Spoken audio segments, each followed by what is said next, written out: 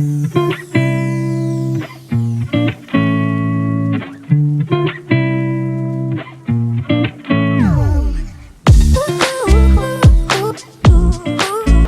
बब्बर बॉलीवुड के famous actor रहे हैं।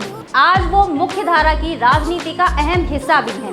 लेकिन एक समय ऐसा था जब वो फिल्मों की दुनिया का बड़ा नाम थे। आज राज बब्बर के जन्मदिन पर हम आपको बताते हैं उनसे जुड़ी कुछ दिलचस्प बातें। नमस्कार, मैं हूं पूजा सिंह और आप देखना शुरू कर चुके हैं खबर एक्सपर्ट बॉलीवुड। बी टाउन में अमिताभ बच्चन और रेखा की लव स्टोरी के खूब चर्चे रहे हैं। लेकिन क्या आप राज बब्बर और रेखा के रिलेशनशिप के बारे में जानते हैं? अगर नहीं तो चलिए आज राज बब्बर के जन्मदिन के मौके पर आपको बताते हैं कि स्मिता पाटिल के निधन के बाद कैसे रेखा राज बब्बर का सहारा बनी, जिससे अभिनेता को अपने दुख से बाहर आने में मदद मिली। राज बब्बर अपनी पत्नी और अभिनेत्री स्मिता पाटिल से बेहद प्यार करते थे। अपनी पहली पत्नी नादिरा को तलाक देकर राज बब्बर ने स्मिता पाटिल से शादी की थी।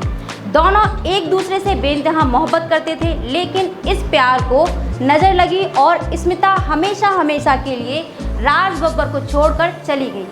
बेटे प्रतीक बब्बर को जन्म देने के बाद कुछ समस्याएं हुई, जिसके बाद स्मिता पाटिल ने दुनिया को अलविदा कह दिया।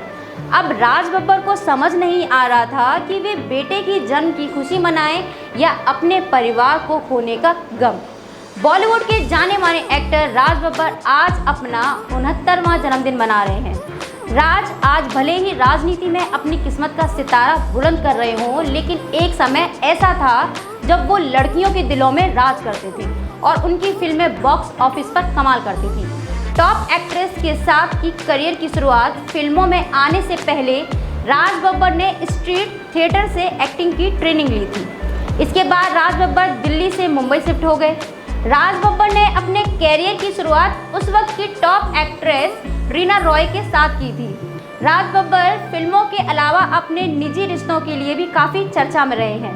जब राज बब्बर स्ट्रगल कर रहे थे तभी उन्हें नादिरा बब्बर से प्यार हो गया था, जिसके बाद दोनों ने 1975 में शादी कर ली थी। स्मिता के जाने के बाद राज बब्बर की हमदर्द बनी रेखा दूसरी बीवी की मौत के बाद पहली बीवी के पास वो लौट आए। नादिरा के बाद राज बब्बर को दूसरी बार प्यार हुआ।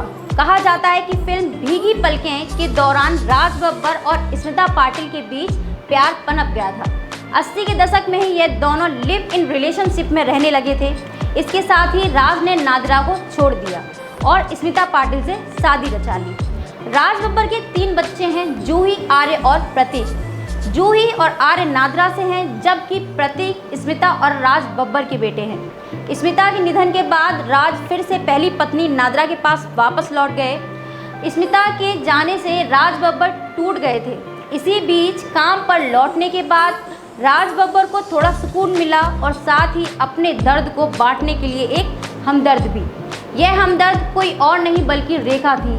अपने एक इंटरव्यू में राज बब्बर ने रेखा के साथ रिश्ता होने की बात कबूल की थी, लेकिन रेखा हमेशा इस रिश्ते को नकारती आई हैं। लेकिन इस रिश्ते को लेकर क्या सच्चाई है, यह तो राज बब्बर और रेखा ही अच्छे से जानते होंगे।